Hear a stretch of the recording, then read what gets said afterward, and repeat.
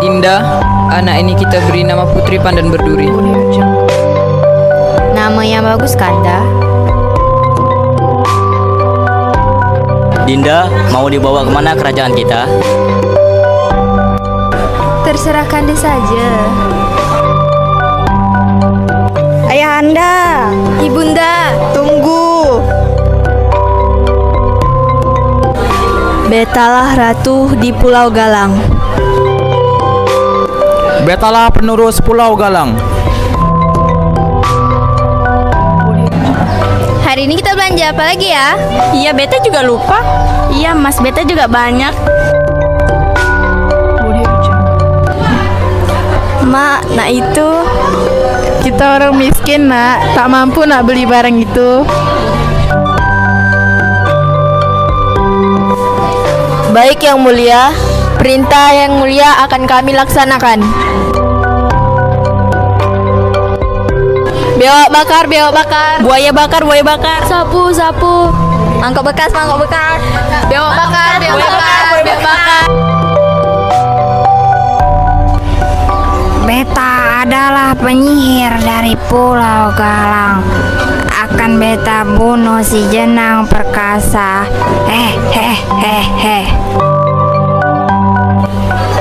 Betalah tabib di Pulau Bintan ini.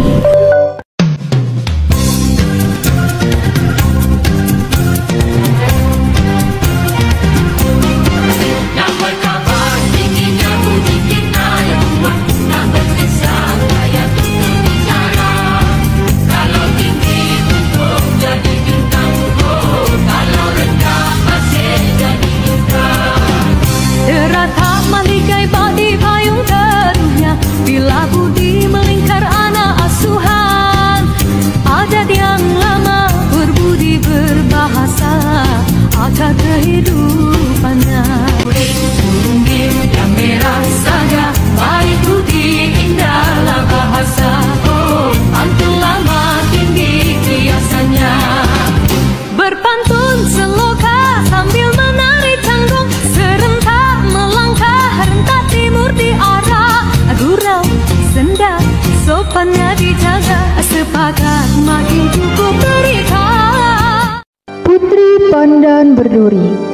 Alkisah, pada zaman dahulu kala di Pulau Bintan berdiam sekumpulan orang sampan atau orang suku laut. Mereka dipimpin oleh seorang batin yang gagah perkasa, Batin Lagoy namanya. Untuk masuk ke kawasan Batin Lagoy harus melalui sebuah betung yang ditumbuhi semak belukar yang rimbun. Pada suatu hari, Batin Lagoy menyusuri pantai. Tengah berjalan santai, tiba-tiba dikejutkan dengan suara tangisan bayi dari arah semak-semak pandan. Dengan perasaan takut, ia menerobos semak pandan itu dengan hati-hati. Kenapa ada bayi menangis di tempat seperti ini? Beta harus mencari di mana suara bayi itu berasal. Astaga, siapa gerangan yang meletak bayi di sini? Kasihan bayi ini. Beta akan membawanya pulang dan merawatnya seperti anak beta sendiri. Timbullah keinginannya untuk mengangkat bayi yang ia temukan sebagai anaknya. Ia memutuskan untuk membawa pulang bayi cantik itu. Setelah sampai di rumah, ia memberi nama bayi itu Putri Pandan Berduri. Ia merawat dan menyayangi bayi itu. Ia selalu merasa Tuhan sudah memberi tugas untuknya dengan merawat bayi itu hingga tumbuh dewasa. Tak terasa waktu berjalan begitu cepat. Putri Pandan Berduri telah tumbuh menjadi seorang gadis yang cantik jelita. Bukan hanya parasnya yang cantik, tetapi ia juga memiliki sikap yang anggun dan santun layaknya seorang putri, sehingga membuat warga suku laut sangat mencintainya. Banyak yang menyukainya, tetapi Batin Lagoy ingin putrinya dinikahi oleh seorang megat, sebutan keturunan bangsawan dalam bahasa Melayu Riau. Di daerah yang berbeda, di Pulau Galang, tinggal dua orang putra keturunan Megat bernama Julela dan sang adik Jenang Perkasa.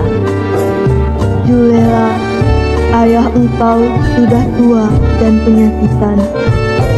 Karena engkau anak tertua, engkau yang akan menggantikan ayahmu sebagai pemimpin Pulau Galang.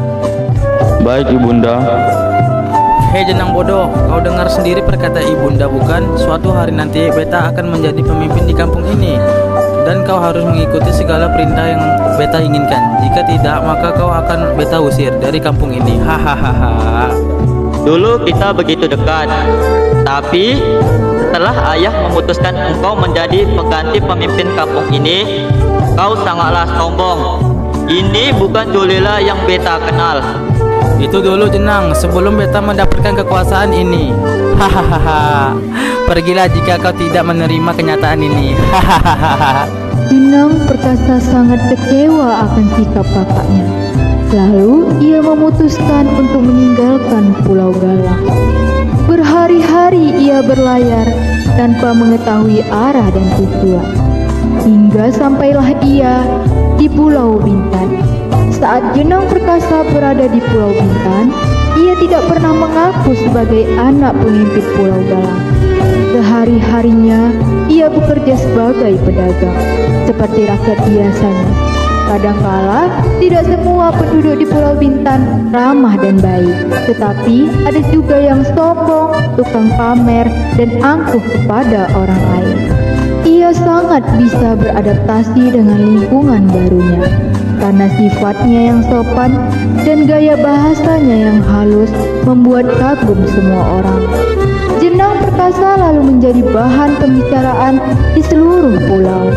Cerita mengenai Jenang Perkasa terdengar sampai ke telinga batin Lagoy, sehingga ia penasaran ingin bertemu dengan Jenang Perkasa. Pengawal, oi pengawal, tolong sampaikan kepada Jenang Perkasa supaya datang ke acara makan malam di istana dengan seluruh tokoh terkemuka di Pulau Bintan. Baik, Yang Mulia. Beta sangat penasaran dengan anak itu. Apa benar berita yang beredar ke pulau-pulau seberang? Beta sangat ingin dia menerima undangan beta dan hadir pada malam ini. Hai anak muda, apa benar kau bernama Jenang Perkasa? Iya, beta Jenang Perkasa. Ada yang bisa beta bantu? Kebetulan kehadiran saya di sini untuk menyampaikan sebuah pesan ataupun undangan dari pimpinan pulau.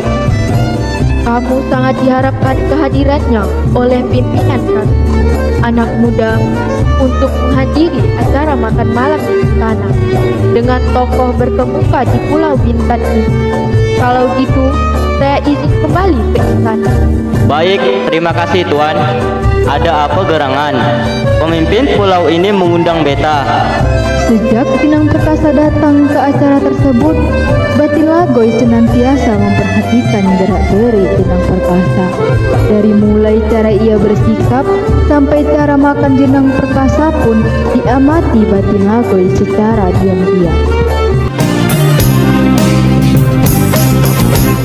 Adik pandang pada siapa? Kalau pada abang, hai gembira rasanya. Adik senyuman yang menggoda. Adik jangan bingung, kami belum berpunya. Abang lirik pada siapa? Kalau pada adik, melayanlah jawabnya. Abang geni mata buaya. Abang baik sikit, nanti ku pulas telinga. Sungguh baik hati sekali pemuda itu. Sepertinya ia cocok jadi pendamping putri beta nanti. Wahai anak muda, sudah lama beta mendengar kehalusan budi pekertimu. Terima kasih Yang Mulia. Beta mempunyai niat ingin menikahkan anak beta dengan engkau. Alangkah senangnya jika engkau setuju dengan permintaan beta ini. Begini Yang Mulia, beta mau menikah dengan Putri Pandan Beduri. Yang penting dia juga mau menikah dengan beta, karena Beta tidak mau Putri Pandan Berduri terpaksa menikah dengan Beta. Baiklah nak, Beta akan tanyakan dahulu padanya. Tapi Beta yakin ia juga suka pada engkau, karena engkau mempunyai hati yang tulus. Jujur, Beta sangat berterima kasih kepada Yang Mulia karena sudah mempercayai Beta untuk menjadi pendamping Putri Pandan Berduri. Setelah Batin Lagoi bercerita kepada Putri Pandan Berduri mengenai Jenang Perkasa, Putri pun setuju untuk dinikahkan dengan Jenang Perkasa. Wah, benarkah ayah? Ananda tidak sabar lagi ingin dipersunting dengan Jenang Perkasa. Iya nak, dalam jarak dekat ini dia akan mempersuntingmu.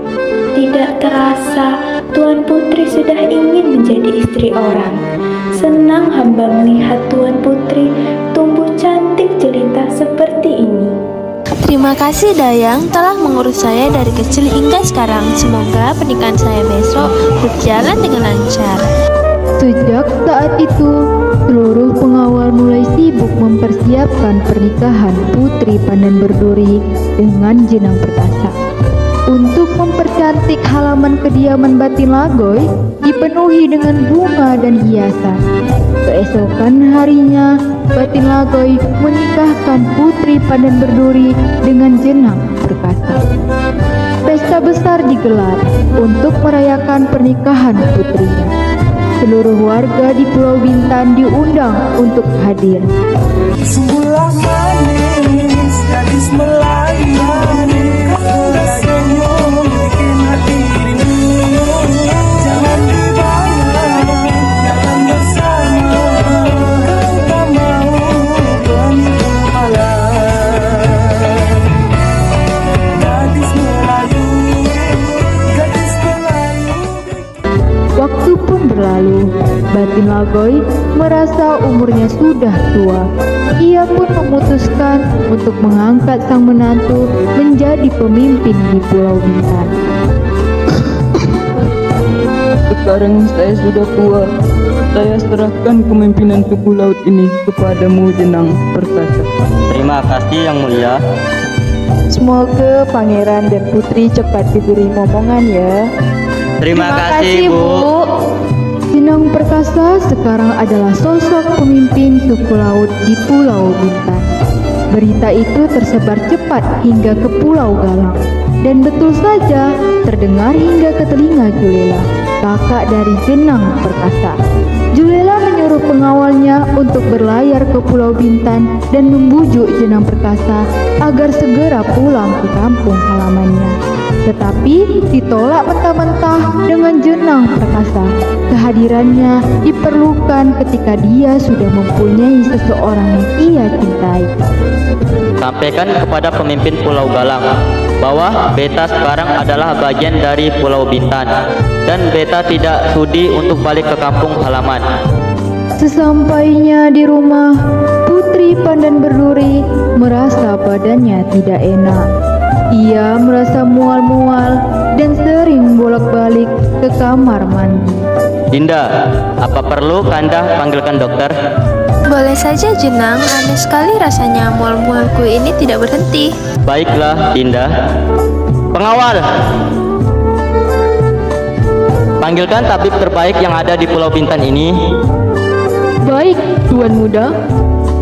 Tidak sampai 10 menit, dokter itu pun datang ke istana untuk menemui Putri Pandan Berduri. Dan diperiksalah keadaan atau kondisi Putri Pandan Berduri. Bagaimana kondisi istri Beta? Tidak ada yang berbahaya dan tidak ada yang perlu ditakutkan, Tuan. Ini adalah hal yang bahagia bagi kita semua. Putri Pandan Berduri sedang mengandung anakmu, Tuan. Ya Allah, terima kasih ya Allah. Dinda, bentar lagi kita akan menjadi orang tua. 15 tahun kemudian, hiduplah Jenang Perkasa dan Putri Pandan Berduri bersama 3 putranya dengan sangat bahagia.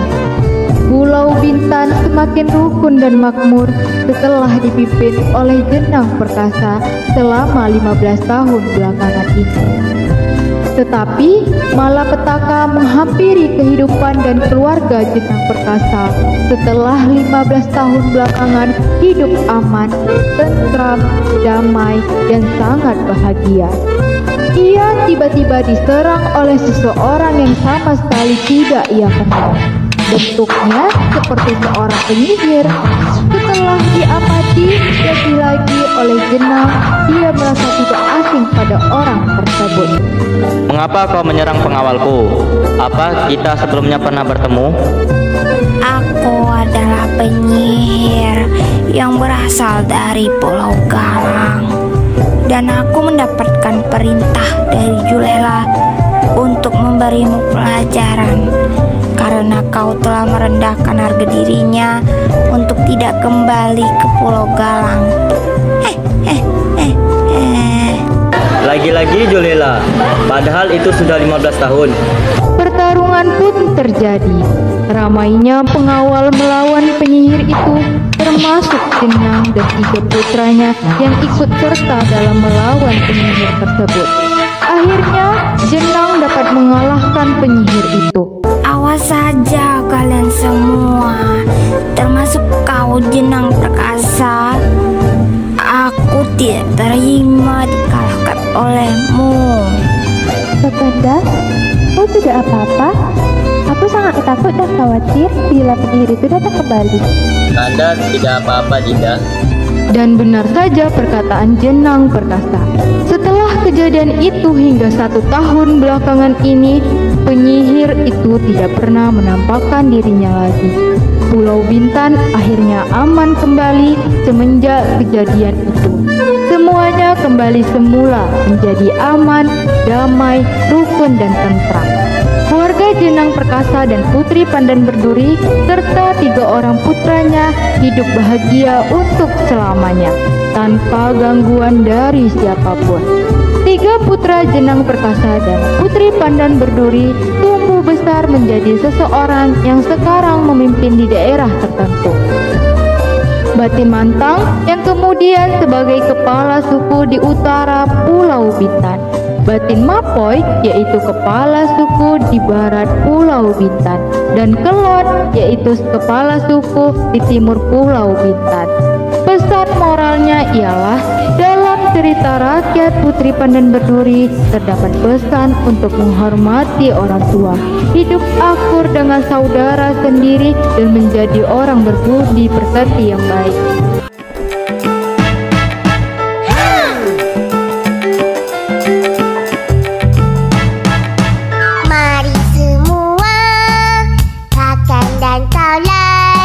Muria suka